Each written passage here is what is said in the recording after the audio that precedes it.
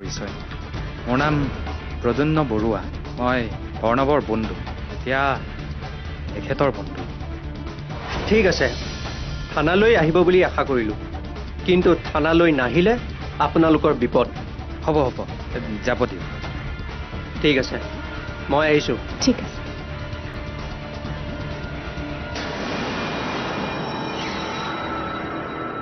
আপোনাৰ কথাৰ পৰা এনে লাগিছে যেন সেই ল'ৰাজন সত্যদূৰৰ বৰ ওচৰৰ মানুহ সেই ল'ৰাজনক বিচাৰি উলিয়াব পাৰিলে এটা ডাঙৰ ৰহস্য ফাদিল হ'ব ঠিক আছে এতিয়া আহিছোঁ আপোনাক কিন্তু আগলৈ আকৌ লগ পাব লাগিব পাৰে নিশ্চয়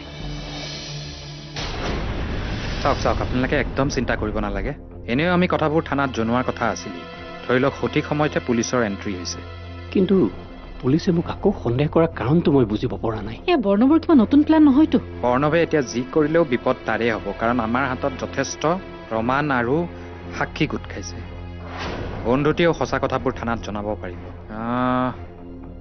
আমি দুইটা নহ'লে থানাৰ পৰা আহোঁগৈ ব'লক আজি স্পষ্টভাৱে কথাবোৰ থানাক জনাম এতিয়া আমাৰ কামবোৰ আৰু সহজ হৈ যাব ব'লক বলক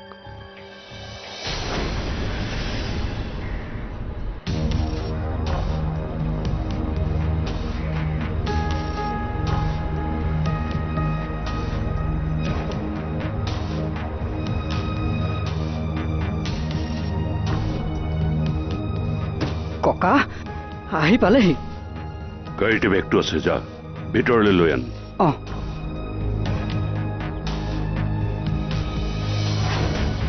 হেৰা সোনকালে আহা দেউতা আহিলেই দেউতা আহি পালে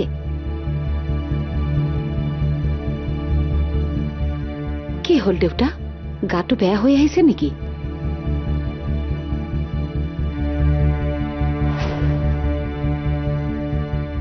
মনটোহে ভাল নহয়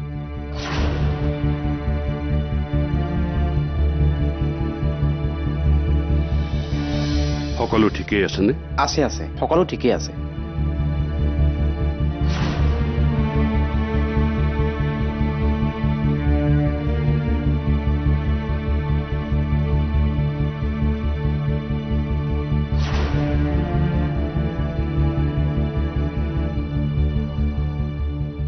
গাড়ীখনত থকা ফটো দুখন কোনে আঁতৰালে এইবোৰ সকলো কথাই কম আগতে আপুনি ইমান দূৰৰ পৰা আহিছে অকণমান জিৰাই লওকচোন ইমান বছৰে গাড়ীখনত থকা ফটো দুখন নাই কিয় মোক প্ৰথমে সেইটো উত্তৰ দে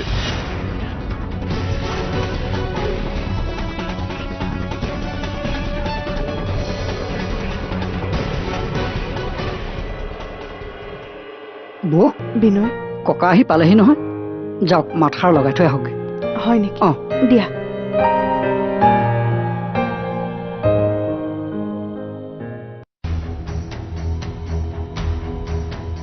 গাড়ীখনত থকা ফটো দুখন নিজে নিজে পৰি গ'ল কেনেকৈ এনেও তই মোক বাৰে বাৰে ফোন কৰি ঘৰলৈ মাতি থাকোঁতে মই গম পাইছিলোঁ ঘৰখনত কিবা অশান্ত হৈছে এওঁ ফটো দুখন ঠিক কৰিবলৈ দিছে দেউতা দৰকাৰ নাই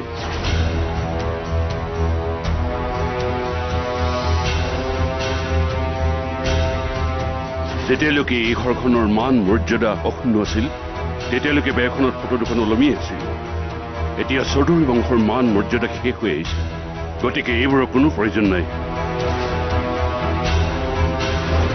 ককা বৰী আহি পালে ককা সদায় সুখী হৈ থাকা বাবা ক'ত ভিতৰতে আছে মই তাক মাতিছো বুলি ক'বাচোন কথা কিছুমান পাতিবলগীয়া আছে ঠিক আছে ককা যোৱা দেউতা আপুনি মুখ হাতকেইটা ধুই লওক মই আপোনাৰ খোৱা যোগাৰ কৰোঁ মই ইমান দিনে কিছুমান ভুল ধাৰণা লৈ আছিলো কি দেউতা মই বহুতকে প্ৰয়োজনতকৈ বেছি বিশ্বাস কৰিছিলো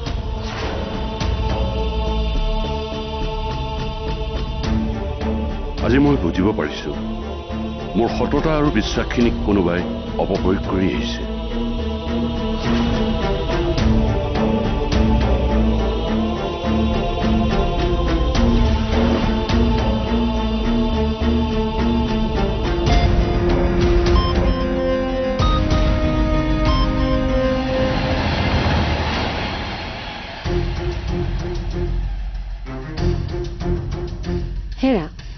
দেউতাক লক্ষ্য কৰিছানে? অহাৰ পৰা মানুহজন যেন ভিতৰি কিবা অশান্ত হৈ আছে।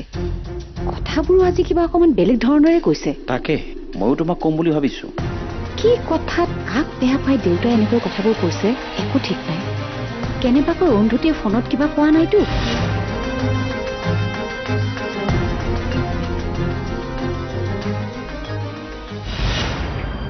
হেৰি, এটা ভাল খবৰ নহয়।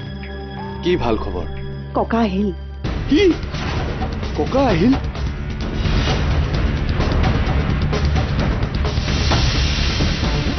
হয়, আপোনাৰ বাবেও ভাল খবৰ আৰু মোৰ বাবেও ভাল খবৰ। ককা আহিল যেতিয়া এতিয়া মোৰ এইখন ঘৰৰ পৰা যাবৰ সময় হ'ল। আপুনি যাওক, ককাক মাত এষাৰ দি আহকগৈ। আপোনাক বিচাৰি আছিল। মই একেবাৰে ভোগজনৰ পৰা নাহিম বুলিও ভাবিছিল নেকি? নাই মানে ইমান দিন ভোগজনত থাকিলো, অথচ ফোন এটা কৰিবলৈ তোৰ সময় নহল। কাৰণটো কি? নহয়, এনেই নে প্ৰয়োজন বুলি নাভাবিলি? ভাবো ককা। মই ভবাৰ দৰে তই নহলি।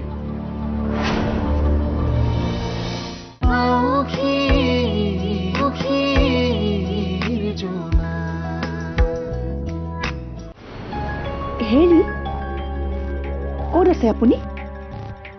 হেৰি, কি হ'ল? ইমান চিঞৰিছা কিয়?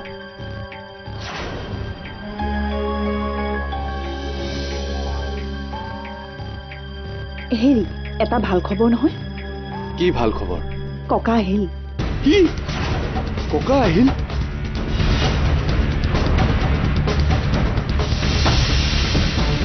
হয়, আপোনাৰ বাবেও ভাল খবৰ আৰু মোৰ বাবেও ভাল খবৰ। ককা আহিল যেতিয়া এতিয়া মোৰ এইখন ঘৰৰ পৰা যাবৰ সময় হ'ল। আপুনি যাওক, ককাক মাত এষাৰ দি আহকগৈ। আপোনাক বিচাৰি আছিল। শুনকচোন, আপুনি এতিয়া ককাক কথাবোৰ নক'ব। তেখেত আহি পাইছেহে, অকণমান জিৰাই সতাই লওক, তাৰ পাছত ক'ব। হ'ব, তুমি মোক শিকাব নালাগে। এতিয়াহে আচল খেল আৰম্ভ হ'ব।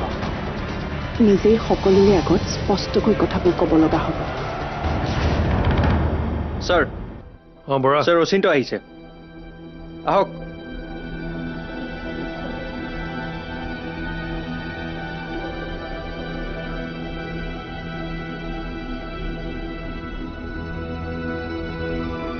ছাৰ, আপোনালোকে মোক মিছাতে সন্দেহ কৰি আছে। আপোনালোকক মোৰ যি ক'বলগীয়া আছিল ইতিমধ্যে ক'লোৱেই। তাৰ পাছতো মোক এনেদৰে থানালৈ মাতি পঠোৱাৰ কাৰণ কি? নে আপোনালোকে মোক এতিয়াও দত্ত ছাৰৰ হত্যাকাণ্ডটোৰ লগত জড়িত বুলি সন্দেহ কৰে? হত্যাকাণ্ডটোৰ লগত জড়িত বা সন্দেহ কৰিছো বুলি কোনে ক'লে? তুমি নিজে নিজেহে ভাবি লৈছা। পিছে বিয়াখন বৰ মনে মনে পাতি পেলালা যে। চোৱা, সন্দেহ নকৰোঁ বুলি ভাবোঁ, তোমালোকে বাধ্য কৰি দিয়া। বিয়াখনলৈ আমাক নিমন্ত্ৰণ কৰাটো বাদেই, কইনাৰ নিজৰ ভনীয়েককো নামাতিলা কিয়? আৰু ভোগজানৰ দৰে ভোগালী ঠাই এখন এৰি গুৱাহাটীত থাকিবলৈ লৈছা। ক'ত থাকা কোনেও গমেই নাপায়। এইবোৰ কিয়? ছাৰ, মই আপোনাক সকলোখিনি কথা বুজাই কৈ আছোঁ। এয়া প্ৰদ্যুন্ম, মোৰ বন্ধু। তেওঁ আমাৰ কেম্পাছতে থাকে। ছেকেণ্ড অফিচাৰ এখেতক লগ পাইছে। ছাৰ, একচুৱেলি প্ৰদ্যুন্ম বৰ্ণভৰহে বন্ধু। আমাৰ লগত কি হৈ আছে সকলোখিনি এওঁৰ পৰাই জানি লওক। তেওঁ কিয় মুম্বাইৰ পৰা আহি গুৱাহাটীত আছে। ছাৰ, আজি থানালৈ আহিছোঁ যেতিয়া আপোনাক সকলোবোৰ কম বুলিয়ে আহিছোঁ। ঘটনাবোৰ ক'ত কেনেকৈ কি হৈ আছে এখেতেই আপোনাক ক'ব। হয় হয় ছাৰ।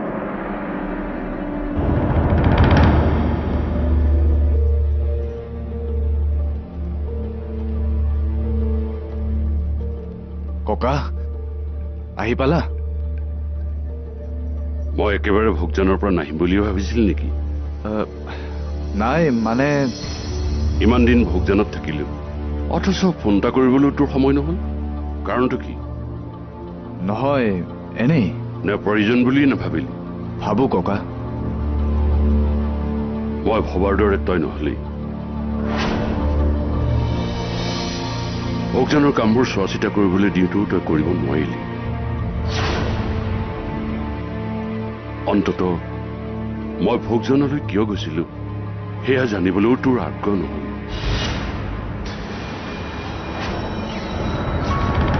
মই সকলোবোৰ কথা যেতিয়া বৰ্ণভৰ পৰা গম পালোঁ তেতিয়া অৰুন্ধতীৰ কথাটো ভাবি মই কেইদিনমান গুৱাহাটীত থকা প্লেন কৰিলোঁ। কি ভাগ্য ভাল আছিল নাজানো, সেই একেটা কেম্পাছতে এখেতসকলক লগ পালোঁ। হয় ছাৰ, এখেতক লগ নোপোৱা হ'লে মই বৰ্ণভৰ কথা গমেই নাপালোহেঁতেন। অৰুন্ধতীৰ বায়েকৰ লগত সম্পৰ্ক কেতিয়াও ঠিক নহ'লহেঁতেন। তাৰমানে বৰ্ণভে অৰুন্ধতীক বিয়া কৰোৱাৰ ৰহস্য এইটো। মই ইমান দিনে ভাবি থকা কথাটো সম্পূৰ্ণৰূপে সঁচা হ'ল। তাৰমানে শ্ৰুতি আৰু বৰ্ণভৰ এতিয়াও সম্পৰ্ক আছে। হয় ছাৰ। বৰ্ণভে কিন্তু সাংঘাতিক মগজু লগাই খেলটো খেলিছে। হয়, কিন্তু তোমালোকে যদি কথাটো জানিছিলা থানাত আহি নজনালা কিয়? ছাৰ, এখেতক ময়ে মানা কৰিছোঁ। ভাবিছিলোঁ প্ৰথমে কথাবোৰ সকলোকে জনাই বৰ্ণভক অকণমান চিজিল কৰোঁ, কাৰণ কথাবোৰ থানালৈ আহিলে তেওঁলোক দুয়োজনৰে ডিভোৰ্চ হোৱাৰো চান্স থাকে। তাৰোপৰি বৰ্ণভে অৰুন্ধতীক পত্নী হিচাপে স্বীকাৰ কৰি লোৱাটো আমি সকলোৱে বিচাৰিছিলোঁ, কাৰণ যিমানেই যি নহওক অৰুন্ধতীৰ জীৱনৰ কথা আছে। আৰু আমি বৰ্ণভক এনেকৈ হেঁচা প্ৰয়োগ কৰিলোঁ যে সি অৰুন্ধতীক সঁচা কথাবোৰ ক'বলৈ বাধ্য হ'ল। কি? অৰুন্ধতীয়ে কথাবোৰ গম পাইছে? হয় ছাৰ। মই কম। চাব কিন্তু এইবাৰ আপুনি মোৰ লগত এনেকুৱা একো বেয়া নকৰিব যাতে মই আকৌ এবাৰ আপোনাক এজন বেয়া মানুহ বুলি ভাবিবলৈ বাধ্য হওঁ। এইবাৰ আপুনি ককাক সকলো সঁচা কথাই ক'ব লাগিব। আপোনাৰ হাতত মাত্ৰ 2 দিন আছে। 2 দিন? হয়। মাধৱ দত্তৰ হত্যাকাণ্ডত শ্ৰুতি আৰু বৰ্ণভ জড়িত আছে, আৰু এই কথাখিনি শুনিতো প্ৰায় নিশ্চিত। বৰা, এই কেছটো আমি এতিয়া অলপ বেলেগ ধৰণে ভাবিব লাগিব। আৰু বেছিদিন নাই, বৰ্ণভ চৌধুৰী জেললৈ যাবই লাগিব।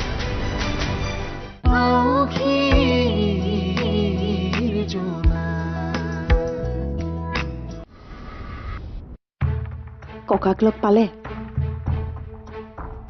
পালো। এতিয়া সময় নষ্ট নকৰাই ভাল। এতিয়া মাত্ৰ ভাবক কেনেকৈ ককাক সকলো কথা ক'ব পাৰি, কাৰণ আপোনাৰ হাতত সময় একেবাৰে কম। বুজিছো, কিন্তু মই ককাৰ আগত কথাবোৰ কেনেকৈ ক'ম বুজিব পৰা নাই।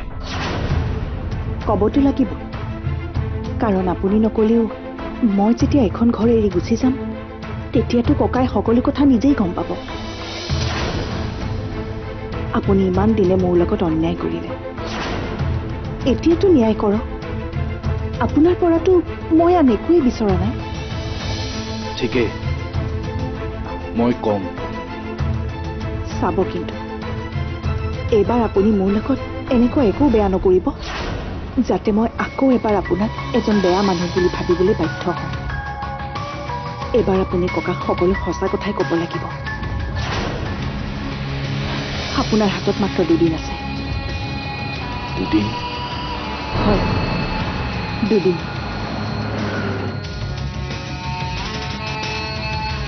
মাত্ৰ 2 দিন?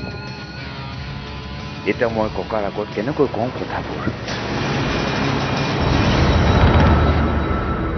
বাৰু, তোমালোকৰ পৰা কথাখিনি গম পালো, ভাল হ'ল। ধন্যবাদ। তোমালোকে এতিয়া যাব পাৰা। Thank you sir. Bora, sir.